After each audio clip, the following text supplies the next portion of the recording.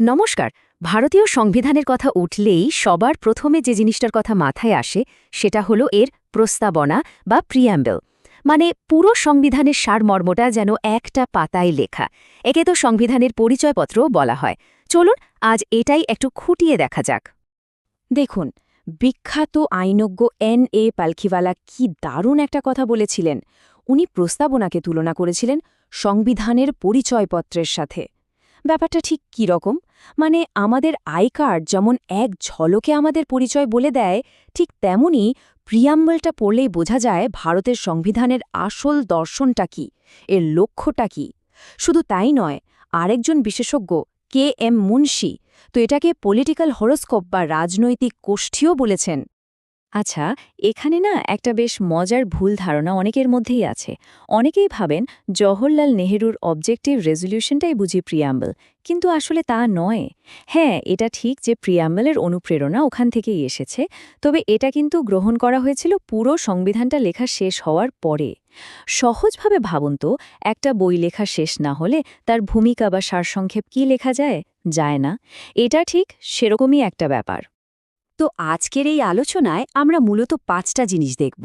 প্রথমে সংবিধানের পরিচয় হিসেবে প্রিয়াম্বলের ভূমিকাটা কি, এরপর এর 4টে মূল অংশ কি কি, তারপর এর মধ্যে থাকা কিছু খুব গুরুত্বপূর্ণ শব্দের আসল মানেটা জানব, দেখব এটাকে নিয়ে আদালতে কি বিতর্ক হয়েছিল, আর সবশেষে এর একমাত্র সংশোধনীটার কথাও বলবো। তাহলে আমাদের প্রথম বিষয় সংবিধানের পরিচয়। দেখুন, প্রিয়াম্বল আমাদের খুব পরিষ্কার করে দুটো জিনিস বলে দেয়। এক, এই সংবিধানের ভিত্তিটা কি, আর দুই, এর সমস্ত ক্ষমতার উৎসটা আসলে কোথায়। আচ্ছা, এবার আসা যাক দ্বিতীয় অংশে। গোটা প্রস্তাবনাটাকে সহজে বুঝতে গেলে আমাদের এটাকে 4টে ভাগে ভাগ করে দেখতে হবে। এই ভাগগুলো বুঝে ফেললেই দেখবেন পুরো গঠনটা একদম জলের মতো সোজা। এই যে দেখুন, 4টে মূল স্তম্ভ। প্রথমটা হলো ক্ষমতার উৎস।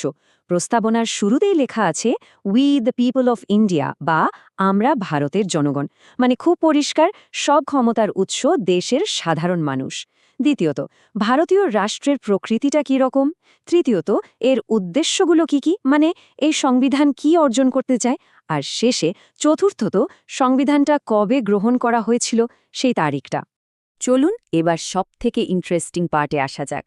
প্রস্তাবনার মধ্যে এমন কিছু শক্তিশালী শব্দ আছে যেগুলো এক কথারই ভারতের চরিত্র আর লক্ষ্যকে তুলে ধরে। আসুন সেগুলোর মানে জেনে নেওয়া যাক। প্রথমেই আসছে সার্বভৌম বা সভরেন। এর মানেটা খুব সহজ। ভারত তার নিজের ভালোমন্দ বোঝার জন্য, নিজের সিদ্ধান্ত নেওয়ার জন্য একদম স্বাধীন। দেশের ভেতরে কি নিয়ম হবে বা বাইরের কোনো দেশের সঙ্গে সম্পর্ক কেমন হবে, সেই সব সিদ্ধান্ত ভারত নিজেই নেবে। অন্য কোনো দেশ এর ওপর খবরদারি করতে পারবে না। এর পরের শব্দটা হলো সমাজতান্ত্রিক বা সোশ্যালিস্ট। এখানে একটা কথা বলে রাখা ভালো, ভারতীয় সংবিধানের সমাজতন্ত্র মানে কিন্তু ঠিক মার্ক্সবাদী সমাজতন্ত্র নয়। আমাদের এখানে এর মানে হলো একটা কল্যাণকামী রাষ্ট্র তৈরি করা।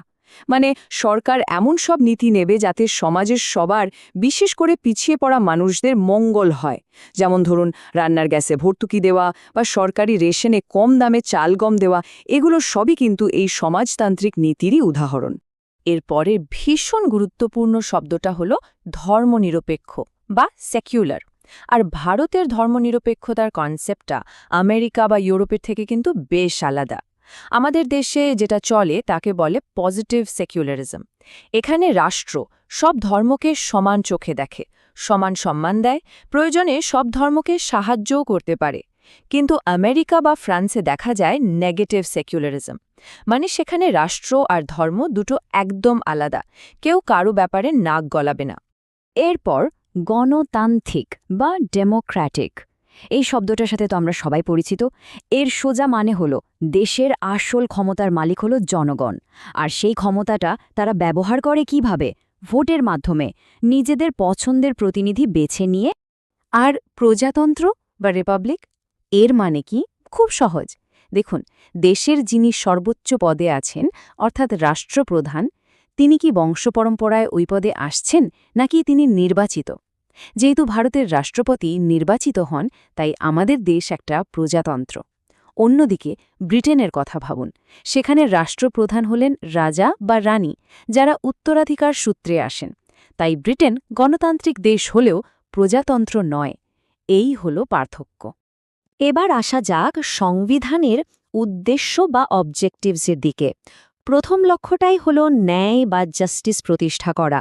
আর প্রস্তাবনায় ৩ রকমের ন্যায়ের কথা বলা হয়েছে: সামাজিক, অর্থনৈতিক এবং রাজনৈতিক। আর একটা ইন্টারেস্টিং তথ্য হল এই ধারণাটা কিন্তু রুশ বিপ্লবের আদর্শ থেকে নেওয়া। দ্বিতীয় লক্ষ্য হল স্বাধীনতা বা লিবার্টি। এখানে কিন্তু ৫ রকমের স্বাধীনতার কথা বলা হয়েছে: চিন্তা করার, মত প্রকাশ করার, বিশ্বাস রাখার, ধর্ম পালন করার এবং উপাসনা করার স্বাধীনতা। এই আইডিয়াগুলো আবার ফরাসি বিপ্লব থেকে অনুপ্রাণিত। আর তৃতীয় লক্ষ্য হল সমতা বা ইকুয়ালিটি। প্রস্তাবনা দেশের সব নাগরিককে স্ট্যাটাস আর সুযোগের সমান অধিকার দেওয়ার কথা বলে।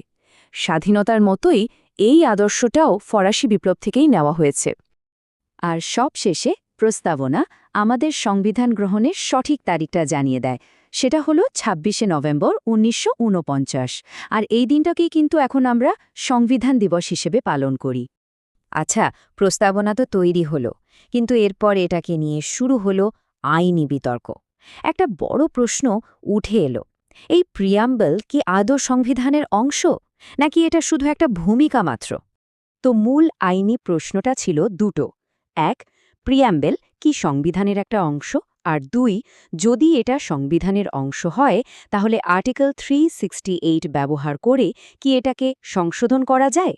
এই দুটো প্রশ্ন সুপ্রিম কোর্টকে বহু বছর ধরে ভাবিয়েছিল। এই আইনি লড়াইয়ের গল্পটা কিন্তু বেশ নাটকীয়।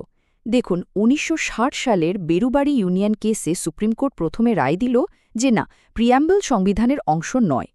কিন্তু এর ঠিক ১৩ বছর পর ১৯৭৩ সালে ঐতিহাসিক কেশবানন্দ ভারতী মামলায় সুপ্রিম কোর্ট নিজের আগের রায়টাকে পুরোপুরি উল্টে দিল। কোর্ট বলল, প্রিয়াম্বল অবশ্যই সংবিধানের অংশ আর এটাকে সংশোধনও করা যাবে। এখানে শেষ নয়। ১৯৯৫ সালে এলআইসি অফ ইন্ডিয়া কেসে কোর্ট আরও একবার জোর দিয়ে জানিয়ে দিল যে প্রিয়াম্বল হল সংবিধানের এক অবিচ্ছেদ্য অংশ। এবার আমরা আমাদের আলোচনার একেবারে শেষ পর্যায়ে চলে এসেছি। কথা বলবো প্রস্তাবনার সেই একমাত্র সংশোধনীটা নিয়ে। হ্যাঁ, সংখ্যাটা ঠিকই দেখছেন। ভারতের সংবিধানে প্রস্তাবনাকে এত বছরে মাত্র একবারই সংশোধন করা হয়েছে, ভাবা হয়। আর এই কারণেই এই ঘটনাটা এতখানি গুরুত্বপূর্ণ। এই ঐতিহাসিক পরিবর্তনটা আনা হয়েছিল ১৯৭৬ সালে ৪২তম সংবিধান সংশোধনী আইনের মাধ্যমে। এই সংশোধনীটা এতটাই বড় ছিল যে একে মিনি কনস্টিটিউশনও বলা হয়। এই একটা সংশোধনের মাধ্যমেই তিনটে নতুন শব্দ প্রস্তাবনায় যোগ করা হয়। সেগুলো হলো সোশ্যালিস্ট বা সমাজতান্ত্রিক, সেকুলার বা ধর্মনিরপেক্ষ, আর ইন্টিগ্রিটি বা সংহতি। এই ৩টে শব্দ সহজে মনে রাখার একটা উপায়ও আছে, SIS। তাহলে সব মিলিয়ে আমরা কি দেখলাম? প্রস্তাবনা হলো আমাদের সংবিধান নির্মাতাদের দেখার স্বপ্নের একটা সারাংশ, আর একই সাথে ভবিষ্যৎ ভারতের জন্য একটা প্রতিশ্রুতি। শেষে একটা প্রশ্ন রেখে যাই, আজকের ভারতে প্রস্তাবনার এই মহান আদর্শগুলো আসলে কতটা বাস্তবায়িত হয়েছে? প্রশ্নটা কিন্তু আমাদের সবার ভাবা উচিত, তাই না?